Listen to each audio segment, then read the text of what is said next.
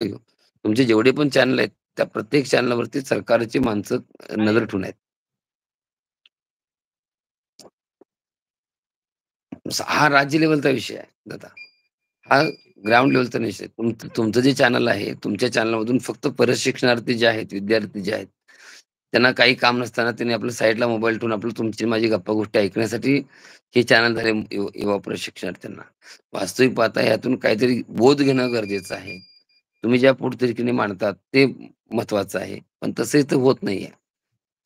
आपले जे चॅनल आहेत ते नॅशनल चॅनल म्हणजे YouTube चॅनलपेक्षा नॅशनल चॅनलवरतीच आपल्या बातम्या खेळल्या पाहिजेत त्या. नॅशनल चॅनलवरती त्याची चर्चा झाली पाहिजे. नॅशनल चॅनलवरतीच त्याचं बोलबाला झाला पाहिजे. तरच आपला व्यथा कुठेतरी सरकार दरबारपर्यंत जातील. वेगवेगळ्या अँगलमधून. आम्हाला खूप वाटतात असं त्याच्याकडलं. पण सगळ्या गोष्टी सगळा खेळ करता येतो. पण जेवढं अहो, एखाद्या गोष्टी मला सांगा, मी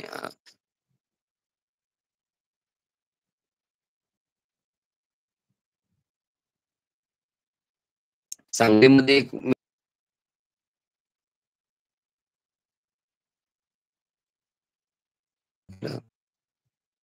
त्यानंतर मी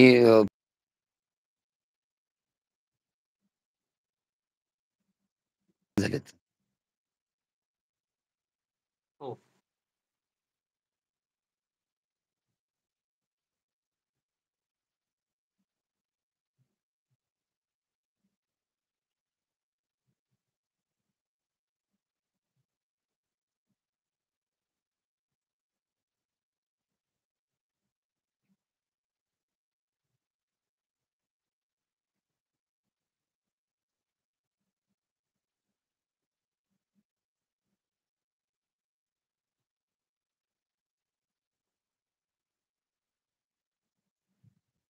बाकीचे आंदोलन पण आपल्या आंदोलनामध्ये जिथं मी आंदोलन घेतलेले आहेत किंवा जिथं मी रूपरेषा ठरवलेली आहे, त्या प्रत्येक गोष्टीमध्ये बारीक-बारीक गोष्टीची काळजीपूर्वक त्या ठिकाणची केलेली आहे. ते मुलं घरला जाईपोतर त्यांचा विचार केलेला आहे.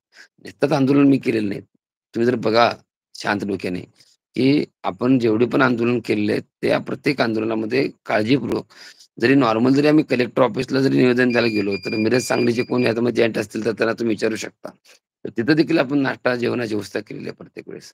म्हणजे नुसतंच आंदोलन केली नाहीत आपण. म्हणजे तुमच्या लक्षात आलं का, की एखादी गोष्ट 1-2 माणसाला ठीक आहे सांभाळा. पण एवढ्या प्रत्येक माणसाची काळजीपूर्वक आपण त्या ठिकाणी बिसलरीचं पाणीच त्यांना पाजलंय आपण. टँकरचं पण पाणी पाजलेलं नाही. टँकरचं पाणी फक्त हात धुण्यासाठी ठेवलं महाराज. हो. म्हणजे विषय कसा आहे, की नुसतंच आंदोलन किंवा नुसतंच नेतृत्व असं न करता त्यामध्ये प्रत्येक गोष्टीची बारीक गोष्टीची काळजी घेऊन आपण वाटचाल करत आलोय. त्यामुळे मला ह्या सगळ्या गोष्टीवरती एकच सांगायचं आहे तुम्हाला, की आपल्याला येणाऱ्या काळामध्ये देखील आंदोलन जरी मोठं प्रमाणात करायचं लाईट गेली का? हो, पाऊस सुरू झाला. म्हणजे 7:30 नशिबाला लागलेच आपल्या तुमच्या आमच्या. संघर्ष चुकत नाही. हो, हो.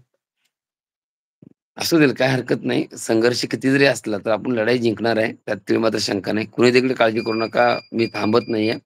फक्त 1 दिवसाचा जरा 2 दिवस खूप थकवा म्हणजे 5 तारखेपासून खूप पळतोय आणि झोप नाही म्हणजे विशेषतः. रात्रंदिवस त्याच कामावरती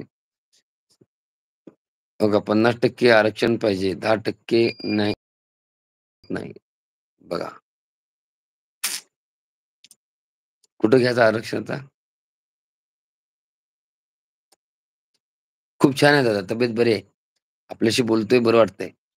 त्यामुळे काही अडचण नाही. कमेंट वाचतोय आवाज येतोय तुमच्या माझा? खाली. हो, येतो दादा येतो, येतो. मला तुम्ही दिसत नाही ना? दिसतोय? बाबा शेवटचा प्रश्न आज मंगल पाटोडा यांनी एका याच्यामध्ये सांगितलं, की ही जी योजना होती प्रशिक्षणार्थ्यांची यांनी आता यांना कळून चुकलंय, की यामध्ये यांना कायमस्वरूपी रोजगार मिळणार नाही. यावरती तुमचं काय म्हणणं आहे ते? नाही, त्यांनी 11 महिन्यात आमचं हो. मंगल पर्वत लोढानं काय म्हटलं आज?